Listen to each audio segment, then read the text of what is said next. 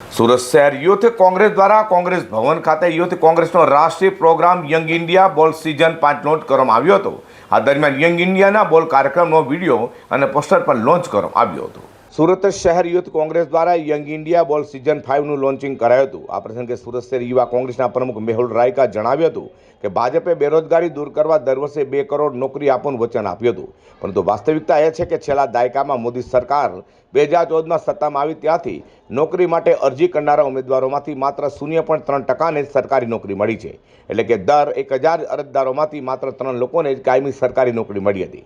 તેમણે વધુમાં કહ્યું કે 2022માં રાજ્યમંત્રી જીતેન્દ્રસિંહે સંસદમાં સ્વીકાર્યું હતું કે 2014થી સરકારને મળેલી 22 કરોડ અરજીઓમાંથી માત્ર 22,311 ઉમેદવારોની નિમણૂક કરવામાં આવી હતી। આ નિવેદન સ્પષ્ટ કરે છે કે મોદી સરકાર દર વર્ષે 2 કરોડ નોકરીઓનું સર્જન કરવાના પોતાના વચનને પૂર્ણ કરવામાં સંપૂર્ણપણે નિષ્ફળ રહી છે। 22 કરોડ અરજીઓની સંખ્યા દેશમાં રોજગાર નબળી સ્થિતિ દર્શાવે છે। જે યંગ ઇન્ડિયાના બોલ કાર્યક્રમ વિશે બોલતા યુથ કોંગ્રેસના પ્રમુખ મેહુલ રાયકાએ કહ્યું કે આ ભયાનક ઘટનાઓમાં ભારતીય યુવા કોંગ્રેસને ભાજપ સરકાર સામેના સંઘર્ષમાં સામેલ કરવા માટે પ્રેરણા પણ આપી છે। આ વિચાર હેઠળ યંગ ઇન્ડિયા કે બોલ નામનો પ્રવક્તા શોધ કાર્યક્રમ શરૂ કરવામાં આવ્યો છે। પાયાના કાર્યકરોને રાજકીય ઉત્સાહીઓ તેમનો અવાજ ઉઠાવવા અને આ બેજવાબદાર અભિવ્યક્તિનો વિરોધ કરવા માટે એક મંચ પૂરો પાડવાનો છે। તમારા મંતવ્ય સરકારને જણાવો। તેમણે કહ્યું આ સ્પર્ધા માટેની અરજી પ્રક્રિયા 15 ડિસેમ્બર 2024થી વિવિધ આઈવાયસી એપ દ્વારા શરૂ થશે। આજરોજ સુરત શહેર યુવક કોંગ્રેસ દ્વારા એક પ્રેસ કોન્ફરન્સ રાખવામાં આવી છે।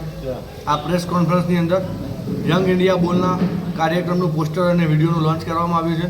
સિઝન 5 યંગ ઇન્ડિયા કે બોલ આ એક ભારતીય યુવક કોંગ્રેસનું એક પ્લેટફોર્મ છે જે આપણા દેશની અંદર હાલ જે હાલાત છે એ હાલાતને લગતા જેટલા પણ પ્રશ્નો છે જેના માટે અમારા માનનીય નેતા શ્રી રાહુલ ગાંધીજી એમની વિચારધારા હેઠળ યંગ ઇન્ડિયા કે બોલ એક દરેક યુવાઓના ભારત દેશના દરેક રાજ્યના દરેક ખૂણા વિસ્તારો શહેરોમાંથી તાલુકે જિલ્લે દરેક જગ્યાએથી જે પણ યુવાઓ અત્યારે આજના માહોલમાં જે સામનો કરી રહ્યા છે એ દરેક યુવાઓને એક મોકો મળે, એ દરેક યુવાઓનું બોલવાનો અધિકાર છે।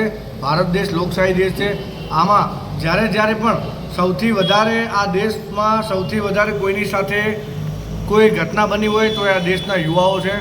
સૌથી નિષ્ફળ દેશની અંદર આજે જે માહોલ ચાલી રહ્યો છે, દેશના વડાપ્રધાન નરેન્દ્ર મોદી જેમણે 2014માં જ્યારે ભારતીય જનતા પાર્ટીના શાસન 2014માં પ્રધાનમંત્રી બન્યા ત્યારે ભારત દેશના યુવાઓને વર્ષે 2 કરોડ નોકરીનું વચન આપવામાં આવ્યું હતું।